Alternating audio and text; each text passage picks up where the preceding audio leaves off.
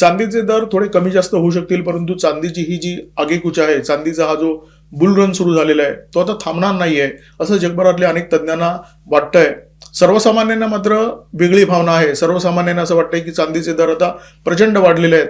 परंतु एक भारतीय उद्योजक अनिल अगरवाल, वेदांता समूहाचे सर्वेसर्वा, यांनी काल परवा एक विधान केलं होतं की चांदीचा जो बुल रन आहे त्याची नुकती कुठे सुरुवात झालेली आहे. चांदीच्या दराच्या तुलनेत सोन्याचे भाव स्थिर असतात. सोन्याचे भाव हळूहळू वर जातात आणि खाली येताना सुद्धा हळूहळू येत असतात.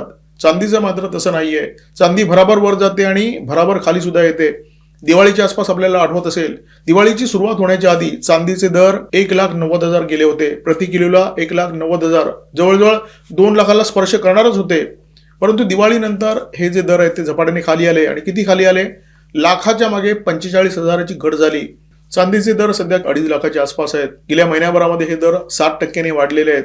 आणि त्यामुळे ज्यांना चांगला फायदा झाला ते थोड्याफार प्रमाणामध्ये मुनाफा वसुली करतील अशा प्रकारची शक्यता आहे. जर विक्री झाली तर दर थोडा कमी होईल. परंतु इतके लोक चांदीचे दर कमी होण्याच्या प्रतीक्षेत आहेत, ते फार काळ कमी राहतील याची अजिबात शक्यता नाहीये.